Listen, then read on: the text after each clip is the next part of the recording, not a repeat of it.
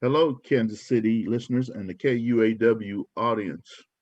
This is Professor Smooth Jazz with the KUAW Smooth Jazz radio show. You can catch me every Thursday, 5 p.m. to 6 p.m., 9 p.m. to 10 p.m., and Friday, 2 a.m. to 3 a.m. But we are here with a very distinguished guest for this interview, a Chicago native, now Palm Springs resident, compared to the likes, I got this from his website, of guitar legends Jimi Hendrix and Carlos Santana by fans and locals, voted number one as the best guitarist in the Coachella Valley. John Russell Carey described smooth as butter and bluesy like Buddy Guy.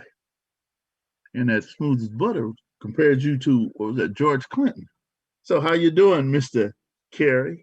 I'm doing wonderful. I am actually doing wonderful. Hmm. Doing really great. Oh, okay. So how long do you stay in Chicago? Oh man, I'm born and raised there, and Uh-huh. I left there and moved to California in '83. Hmm. So quite a bit of time. Went through all the winters. I was like, Oh, yeah. not one more snowstorm. Just I gotta go. Gotta go find gotta You go got to find some go, huh? sunshine in December. Well, well, yeah, but we were going to thank you for taking the time for us to interview you. Man, I know Oh, we've my been pleasure. trying to make that connection and trying to get everything together, you know. You're right. No, And my then when pleasure. that time comes, you're like, okay, do I got this? Do I got that? Okay, okay, okay. So, kind of tell us about uh, uh, your interest in music or instruments. Okay. Well, my background is my main instrument is guitar. Hmm. But I do play keyboards and bass and Hmm. drum programming and Hmm. engineering and all of that stuff that you kind of forced to do uh, Hmm. when you're Hmm. recording and writing and things like Hmm. that. So I graduated from Chicago Conservatory of Music uh, when everybody was saying, you need to be a job, you need to get a job because being a musician is not gonna pay the bills. Well, let me try it and see. So, Hmm. so I've done both in my lifetime, but Hmm. I happen to love being a musician.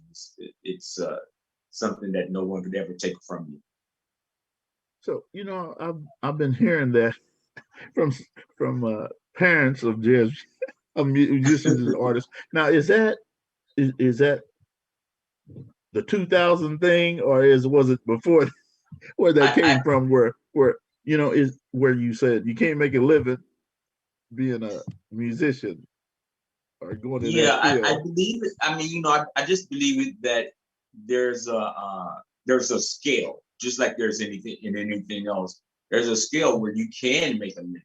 You know, Mm-hmm. I found myself working at one time, 6, 7 nights a week. Mm-hmm. So and which was a great living. But you you work so hard, you can barely enjoy what you make. So, Mm-hmm. but again, there's a lot of musicians, especially blues, jazz musicians, uh, that's really under scale, you know, really under scale. And the saddest thing about it is that uh, they don't no matter how good the records is that they make or sell, the money from those particular records really don't change your lifestyle, Mm-hmm. you know, which is, I mean, I know guys that's got platinum albums, gold albums, and barely make 50, $60,000 a year Mm-hmm. still at this point. So it hasn't reached that plateau where it's equaled out, you know. Mm-hmm. Now, do you account for that being more expensive, being able to produce and with all the other things, the legal things and the business Yeah, aspect and it's dealing with. right. Music, for what I found out, music is a, do you know the right people? To me, Mhm, if you know the right people, it could change your life overnight. mhm, It could change your income overnight. Period. You know, it's that kind of thing. It's a connection. You have a connection to get to the next level. Are you prepared? Are you ready to get to the next level? Uh, so it's a lot of that. I mhm, found out something this past couple of weeks, to get a feature artist on my CD. Uh, there's a fee for that. And I mhm, didn't know that. I didn't know that you can't, I mean, friends of mine that I'll call up and say, okay, can you play sax or something on one of my songs?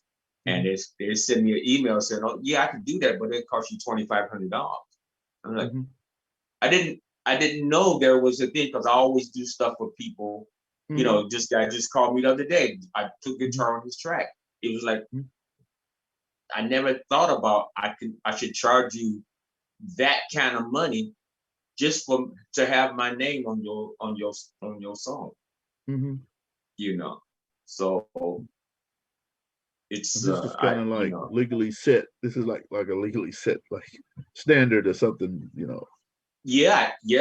I mean, it's something that was, I don't know if it was just recently created in the Mhm, last 5 years or so. I don't know, mhm. but I had never heard of it.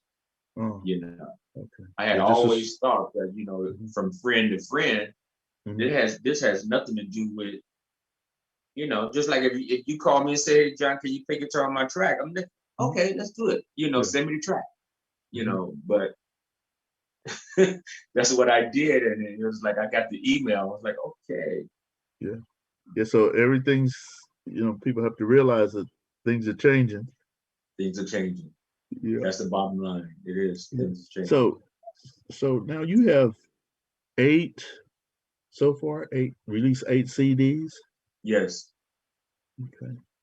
Now, yes, when did so was guitar always the instrument of your choice when you yes, yeah. Guitars. I mean, I growing up in Chicago. Mhm. I have a cousin that used to play with James Brown. Okay. Um, I he and I, he plays bass. He and I actually played with the Shy Lights together, Oh, okay. uh, until we got kicked off the bus, but that's another story. Uh-huh. Uh, uh, but guitar was my go-to choice once I found out that I can work hard and go buy one and that Mhm. type of thing. Did you when did you start? Did you happen to see someone that kind of, hey, that's what I want to do? Yeah, I mean, like I said, we have family members that had guitars and stuff, but they never Mhm. really played. They never really practiced or Oh, whatever. okay. And my first guitar was not mine. It was my cousin's guitar Hmm. that used to sit over in the corner. I go over to their house. They were like, Hmm. John, how come you're not outside playing? He's like, no, I didn't come over here to play outside. I came over here to play on Larry's guitar. Uh-huh. So but yeah, I spent hours just on his guitar until I figured I can get me a summer job and buy my own. So yeah. Oh, oh, okay.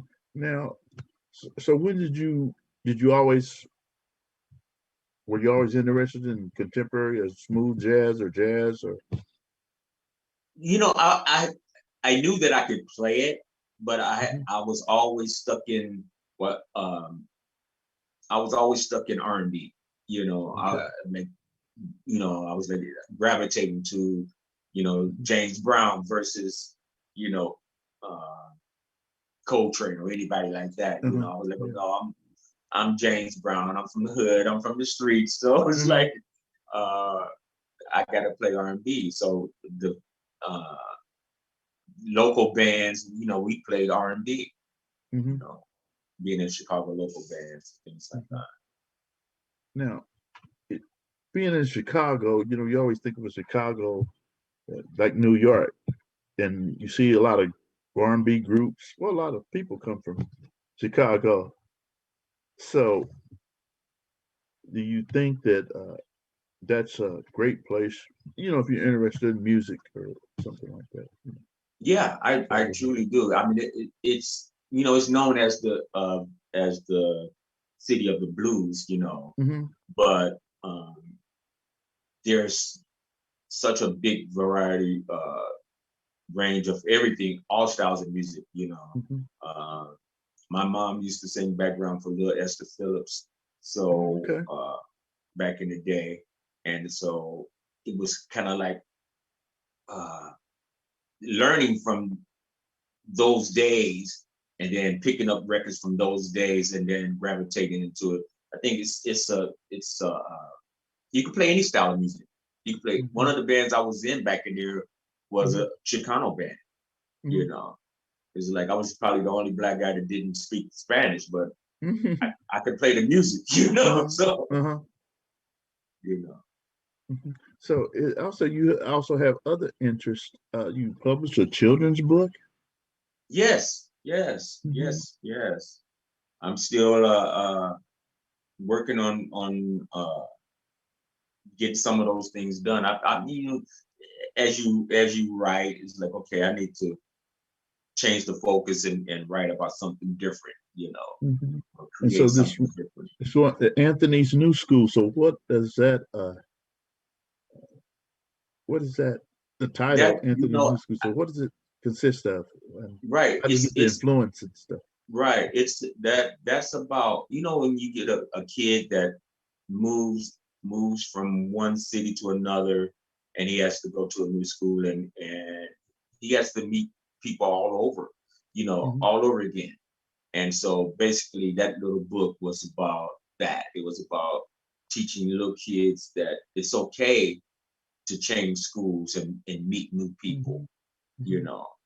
So that's basically what that little it's probably about a 20-30 page book, but it's just Hmm. for ages you know, 6 to 8, 6 to 10 age range, just to letting them know that it's okay, you know. Hmm.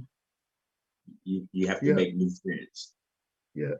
I work for KC Public School after school program. So I've from experience, I've heard some children, I've got to go to a new school and I got all my friends here. And I Right. don't want my mom and they want to move and Right, right, right, right, so they right. don't I want, mean, we all they know, get we remember comfortable, how it yeah, was too, right? yeah, they get comfortable where they at. And it's kind of like, that's a big change for them, because they, It is, you it know, is. And and now so this homeschooling things, like, oh yeah, that's another yeah, change. yeah. And so you also directed, co-wrote, produced, and started in your own play. What would Right, you do?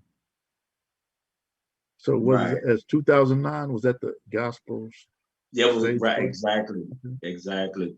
That was a play.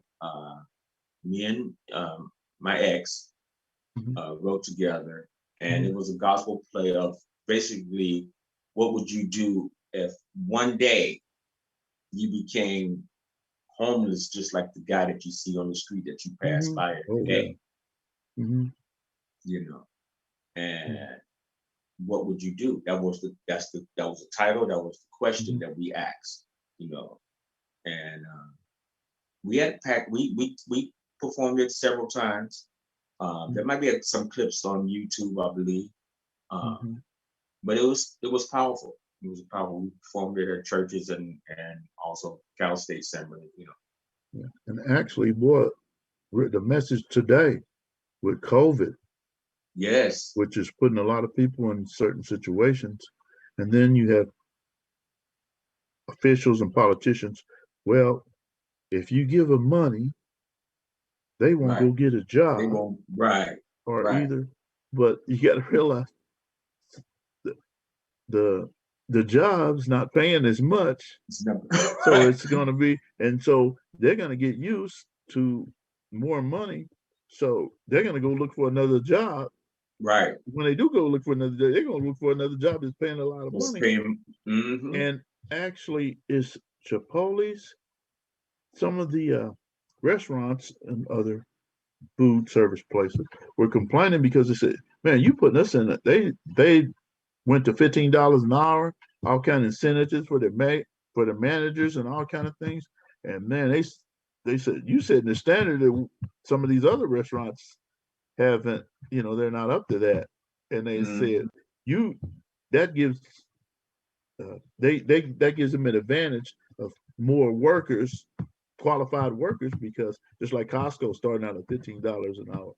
So Right, yeah, it's kind of putting them at a right, dilemma. And then with some of right. these people working from home, some of these businesses, they're gonna say we're gonna let them work from home because we can save money.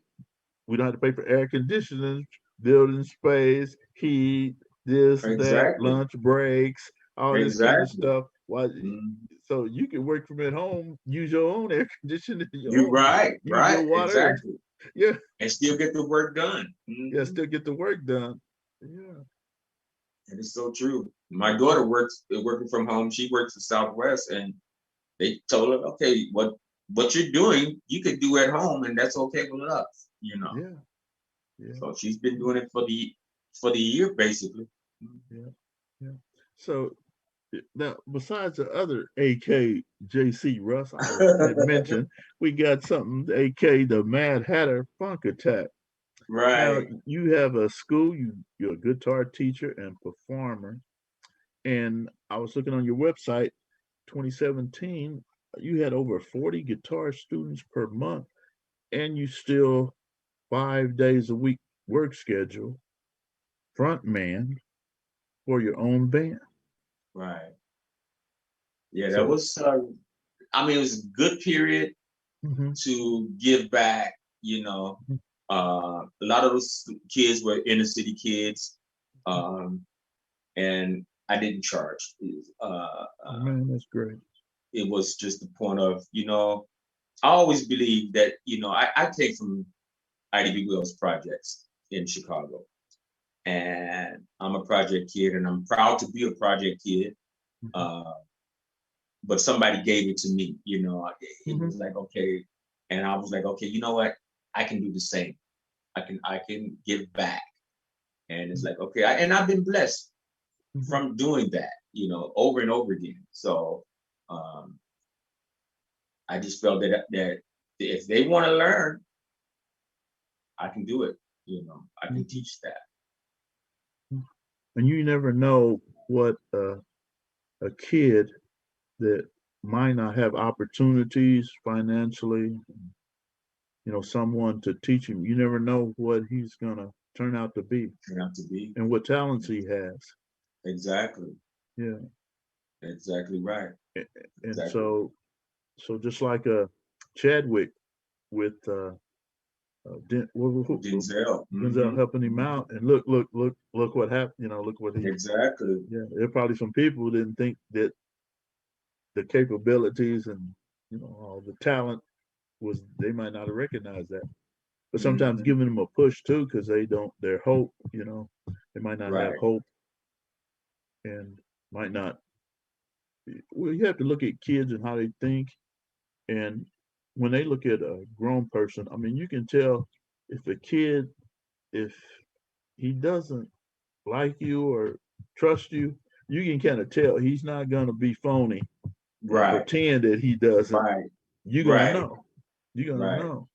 So Hmm. sometimes when uh, people or grown-ups show them, help them out, then that they might have a different impression of how they look at older people too. Right. Yeah, That is so true. yeah. And so it also, I was looking at you helped underprivileged kids in the Boys and Girls Club in Southern California. Yes. Hmm. Oh, okay. Hmm. Yeah, I took on that for I think I did that for 4 years. Hmm. I ran their musical summer program. Hmm. Uh, no charge. Just Oh, is okay. point Great. of you find yourself needed. And it was like, okay, you have to be that person. Like you just said, you never know what's going to become of those kids. Like I said, I was one of those kids, and run up to we didn't have a boys club, but we had a little neighborhood center type of thing. And that's where I would hang out at. That kept me from being in the gang or whatever the case might have been at that time, so I would run to the neighborhood center. So I said, you never know. And just so happened, one of the groups that was there learning how to put tracks together and that kind of thing. One of them was a group called JJ Fad, was a little rap group. And they came to me, Mr. Carey, can you help us with our song? And I was like, okay, cool. And I helped them put it together and that. So they took the demo of that song to Dr. Dre. Sure enough, Dr. Dre produced that song up, got it to where it was radio friendly. They won a Grammy for that song. Well, that's great. That's great. Sometimes, so it's like you never know. You never know who you got there. You just don't know. You know they have talent, some kind of talent, but you just don't know what they're going to do with that talent. And then sometimes when you see those kind of cases, man, that pushes you to say, see, I'm just not wasting my time. Right. How Exactly. you kind of look at things and wondering if you're really getting through to kids, things like that. So it kind of encourages you to, hey, I can keep doing this because it does make a difference. Exactly. Sometimes I might not see it, and sometimes I do. Right. Exactly right. Exactly right. Exactly right. That's why you keep on writing. Thank you again for sharing not only your musical experiences, but how you work with kids, things like that. After somebody might watch this and say, hey, that's what maybe I continue to push on to help our young people, who really need the push. Yes, you're welcome. So could you give our listeners any new information or how you can be reached from your site? Great. I working on the new CD. The single, probably which you guys are playing, and a lot of other stations, smooth jazz station, are playing. The single is called "That Smile," and the CD I had out last year this time is called "Positive Thinking." And I try to keep everything positive right now because I don't know if your readers know, but I'm going through my second bout of cancer, which I'm okay with. I'm under doctor's care and all that good stuff, but I'm writing. So the second part of that CD is called The Journey. It's one that I'm writing right now, and it'll be out in about 6 weeks from now. So and you can reach me in my email, johncareyinfo@gmail.com. Okay. Well, you're gonna have all my prayers, for your journey that you're going through and the other experiences you have. Thank you. I appreciate that. That we all know that God is in control. Yes, He is. And we have to trust and have faith, and He knows what He's doing. Yes, indeed. And we can't always see what's on the other side, but God knows. So thank you for sharing, taking the time to do interview. Thank you. Not a problem at all. Anytime. Okay. All righty. Well, you have a nice day. You too. Okay. Thank you so much. Bye-bye. Bye-bye.